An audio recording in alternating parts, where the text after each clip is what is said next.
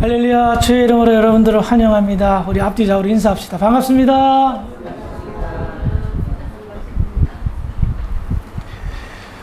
오늘은 2025년도 주제 설교 하나님이 보시기에 좋은 교회 네 번째 시간입니다. 우리는 지난 시간에 2주간에 걸쳐서 하나님 보시기에 좋은 교회, 좋은 성도는 정직한 성도, 정직을 함께 나누었습니다. 정직하게 산다는 것은 하나님 나라 백성의 정체성을 설명하는 것입니다. 그로 인하여 하나님과 교통하고 소통할 뿐만 아니라 하나님이 그 소통을 통하여서 정직한 자의 삶을 풍성케 하신다라고 성경은 반복적으로 약속을 합니다. 자기만 풍성하게 됩니까? 아니죠. 자녀들, 후손들, 자기가 살고 있는 지역과 사회와 국가와 민족까지 하나님께서 형통의 삶, 풍성한 삶을 살 수 있을 것이라 수도 없이 반복하여 약속하고 있다는 겁니다. 그러므로 정직한 자의 삶은 그 사람이 축복의 통로가 되어 자기도 축복을 받을 뿐만 아니라 그와 연관된 모든 사람들이, 지역이 축복을 받는 놀라운 은혜의 수단임을 함께 나누었습니다. 그리고 오늘은 정직한 삶을 살게 되면 필연적으로 따라오는 삶이 있습니다. 복된 삶인데요. 그것을 하나님은 그것을 보시기에 너무 좋았다라고 성경은 표현합니다. 2025년도 주제 선구인 신명기 6장 18절에 보면 여호와 보시기에 정직하고 선량한 일을 행하라. 그렇습니다. 하나님 보시기에 좋은 교회 성도는 무엇보다 말씀이 베이스가 돼요. 정직한 삶을 살고 그 정직한 삶의 여파로 선량한 일이 그의 삶 속에서 나타난다는 겁니다. 그러므로 우리는 2025년도 목표, 하나님 보시기에 좋은 교회를 우리가 세워나갈 때에 첫 번째는 말씀이 중심이 되어 그 말씀이 바탕이 되어 정직한 삶을 살고 그 정직한 삶의 여파로 자연스럽게 뒤따르는 삶이 뭐다? 선량한 일을 행하는, 선한 일을 행하는 삶이 뒤따라옴을 알 수가 있는데요. 이것이 왜 중요할까요? 그 증거를 한번 찾아보겠습니다. 에베소서 2장 10절입니다. 시작!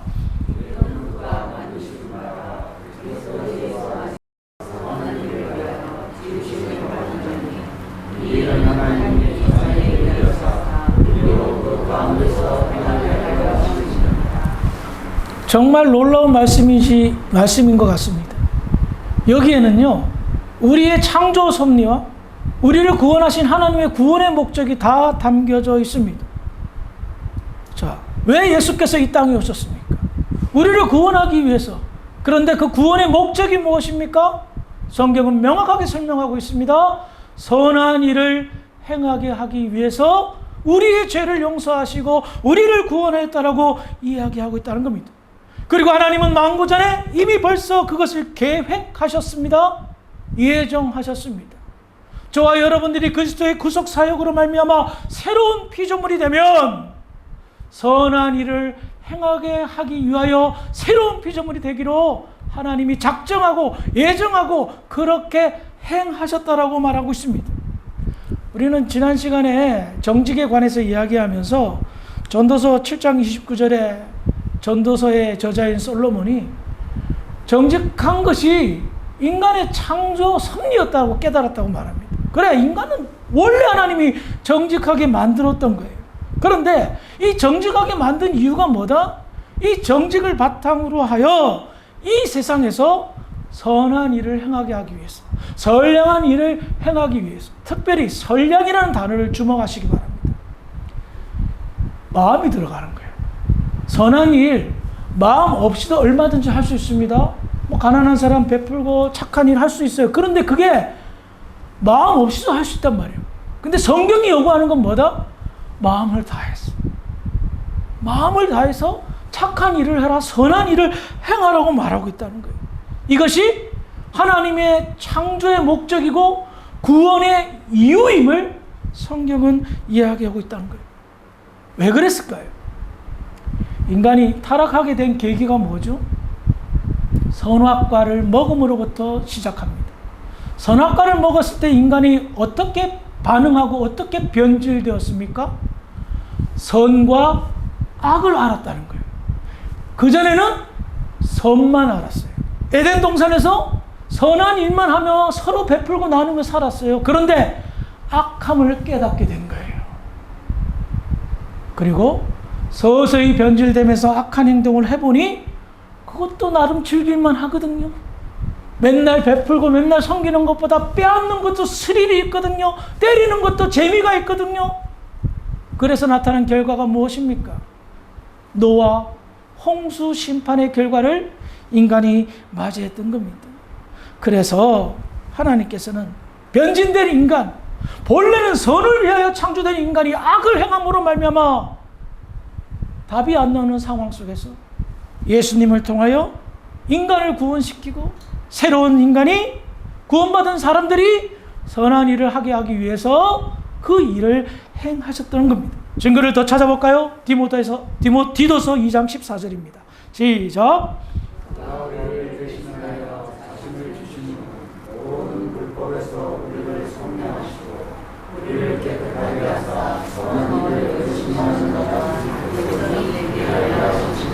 아멘. 여기에서 주목해야 될 단어는 두 가지입니다. 첫 번째는 자기 백성입니다. 하나님께서 우리를 구원하신 이유가 뭡니까? 예수 그리스도의 십자가의 속량을 통하여, 죄의 속량을 통하여 우리를 하나님의 백성, 자기 백성으로 삼은 이유가 뭡니까? 선한 일을 하게 하기 위하여라는 목적과 이유를 분명하게 성경은 이야기하고 있습니다. 옛날 성경에는 친백성이라고 표현하고 있어요. 자기 백성이 이 일을 행하게 하기 위해서.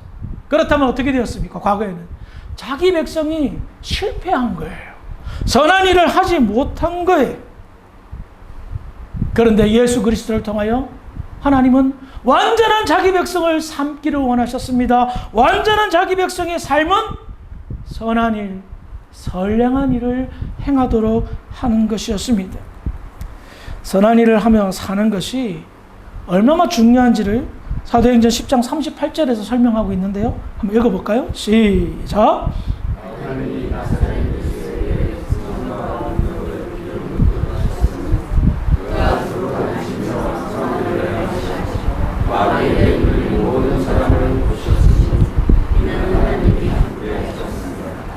방금 읽은 사도행전의 본문의 배경은 베드로가 백부장이었던 고넬료 집에 가서 설교한 내용 가운데 한 부분입니다. 베드로가 정리한 예수님의 사역의 핵심 크게 두 가지입니다. 첫 번째는 마귀에게 눌린 자를 고치는 일이고, 두 번째는 선한 일을 행하신 일입니다.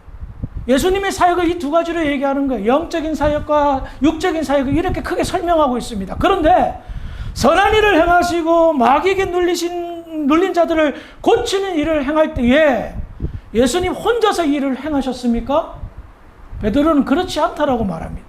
뭐라고 말합니까? 하나님이 나사렛 예수에게 성령과 능력을 기름 붓듯 하셨음에라는 이야기가 나오고 있습니다. 예수님 혼자서 선한 일을 하고 마귀를 물리친 것이 아니라 하나님이 예수님에게 성령을 폭포수처럼 부어줬다라고 말하는 거예요. 이것은 무엇을 말합니까? 예수님의 선한 사역이, 예수님의 마귀를 물리치는 이 일들이 삼위일체 하나님의 연합 작품임을 설명하고 있습니다. 그럼 우리 생각해 보십시다. 이 일이 얼마나 중요했으면 삼위일체 하나님이 예수님 혼자서도 할 수 있는 그 일을 그렇게 하지 않고 삼위일체 하나님이 함께 행하셨다는 거예요. 이것은 무엇을 말합니까? 전력을 다하셨다. 힘을 쏟아 부으셨다라는 것을 이야기하고 있습니다. 무슨 일을 하기 위해서? 선한 일을 하기 위해서. 마귀를 물리치기 위해서. 그러므로 알 수 있는 게 무엇입니까? 예수님은 모범된 사례를 보여준 거예요. 나는 이 땅에서 이렇게 살았다. 너희들도 이렇게 살아야 된다. 그런데 이 일은 나 혼자서도 버거운 일이다. 선한 사역을 하며 마귀를 물리치는 이 일은 참 힘든 일이다. 그래서 성부 하나님, 성령 하나님, 성자 예수님이 힘을 합쳐서 이 이 일을 행한 거다. 베드로는 제대로 이해했고 깨달았습니다. 그래서 이 일을 꼭 해야 됨을 설명하고 있다는 겁니다. 왜 그랬을까요? 이 세상이 그만큼 썩어 문드러졌기 때문입니다. 너무 변질돼도 너무너무 변질되었기에 하나님이 힘을 합하여 이 악한 세상을 선한 세상으로 만들려고 선한 일을 행하시고 마귀를 물리치셨던 겁니다. 그러므로 우리는 한 가지 사실을 알 수가 있습니다. 하나님이 바라시고 요구하는 것 참 많습니다. 율법도 613가지인데요. 그런데 이 모든 것을 다 아우르는 것이 무엇입니까? 정직하게 살고 선한 일을 하며 살면 된다는 겁니다. 이 세상과 이 세상 사람들에게, 그리고 무엇보다도 택한 백성들에게, 자기 백성들에게 원하는 삶은 오직 하나, 정직하게 살아서 선한 영향력을 끼치고 그 선한 영향력을 통하여 선한 일들을 많이 하여 이 세상을 정화시켜라.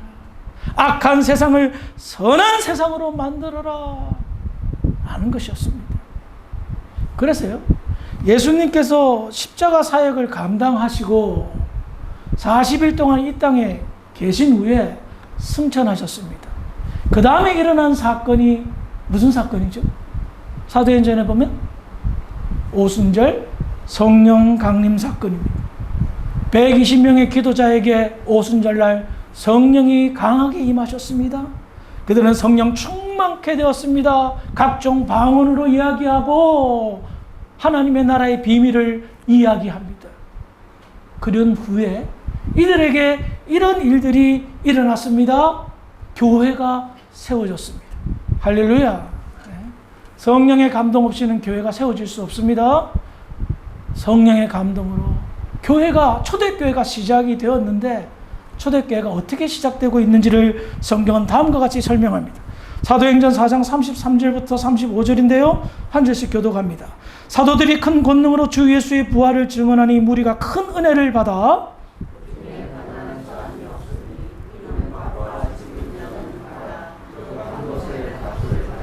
함께 있습니다. 사도들의 발 앞에 두매 그들이 각 사람의 필요를 따라 나누어 줌이라.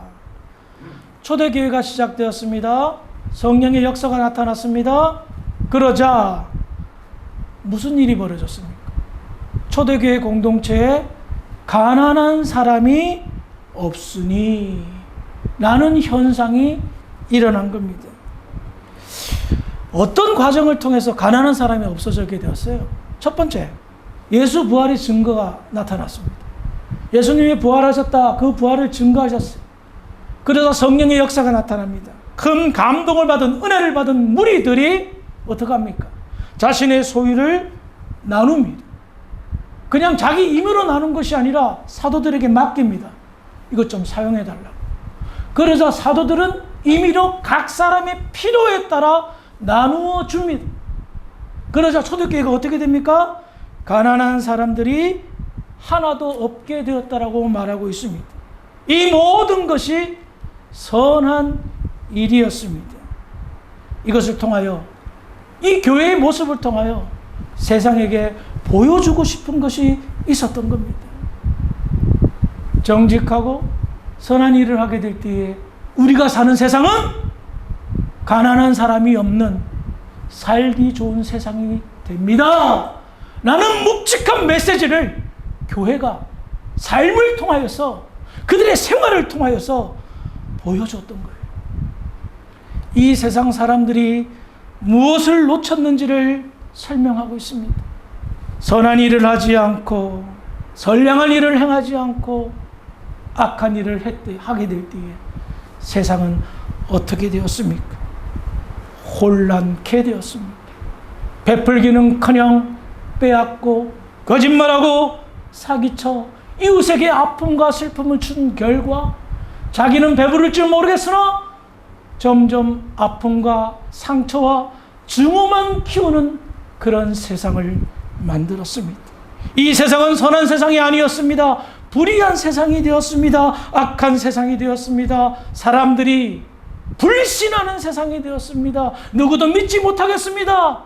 그와 같은 때에 교회가 정직하게 행하고 선한 일을 행하여 가난한 사람들이 하나도 없다. 세상에 저런 공동체가 어디 있어?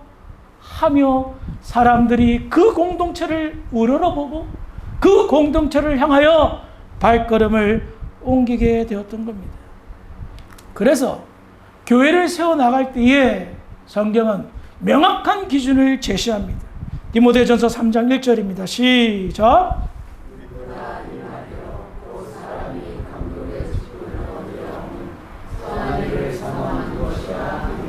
아멘. 제가 디모데전서 강의를 하면서 이 부분을 설명을 해드렸는데요. 감독은 오늘날로 말하면 목사와 장로를 말합니다. 당신이 목사가 되고 싶습니까? 당신이 장로가 되고 싶습니까? 디모데야, 그 사람의 마음 중심을 살펴라. 그 마음 중심에 내가 선한 일을 너무나도 하고 싶었어. 정말 선한 일을 사모해서 감독이 되고 싶습니다. 목사가 되고 싶습니다. 장로가 되고 싶습니다. 그런 분을 뽑아라 라고 명령하고 있단 말입니다. 왜요? 교회 공동체는 선한 일을 하기 위하여 세워진 공동체이기 때문에 교회의 지도자가 선한 일을 사모하지 않으면 큰일 나기 때문이라는 거예요. 역사가 이것을 증명합니다. 여러분, 중세교회 왜 망한 줄 아십니까? 중세시대는요, 국교가 기독교였습니다. 유럽에. 예? 국가에서 세금을 줬습니다. 교회. 얼마나 교회가 풍성하고 강했겠습니까? 교황이 절대 권력자가 되었습니다. 종교인이 권세를 가졌습니다. 그러면서 사람들에게 헌금을 강요했습니다. 왜? 우리 성당 지어야지.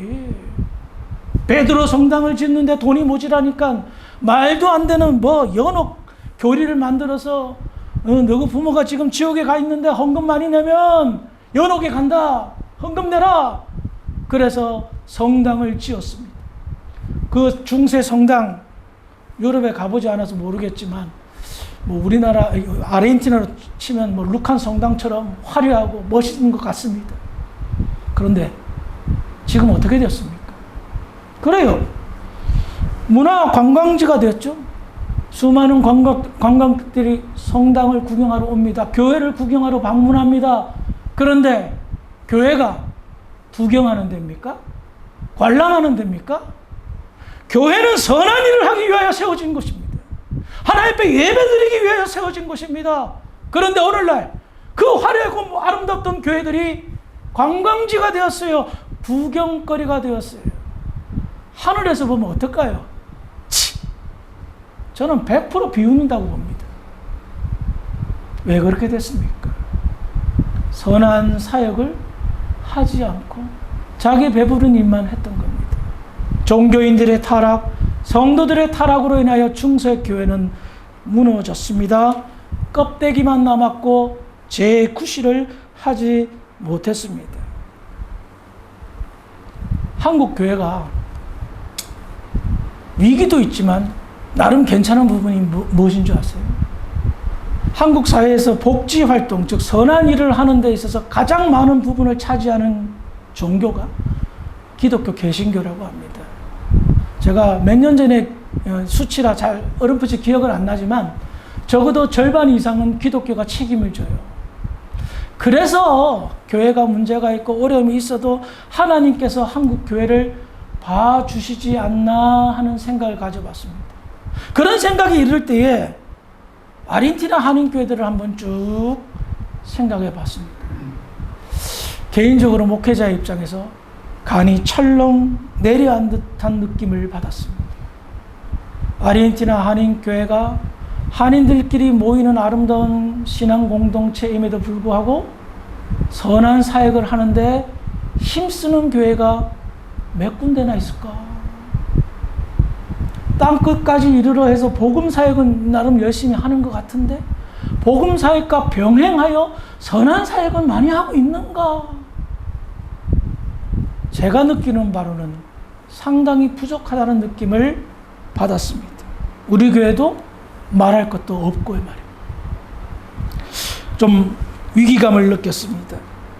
성경을 연구하다 보니까 교회는 이렇게 세워져야 되는데, 선한 일을 사모하는 사람들이 지도자가 되고 교회가 선한 일을 하는데 힘을 다해야 되는데 우리는 그러지 못했다는 반성과 회개를 생각해 보았습니다.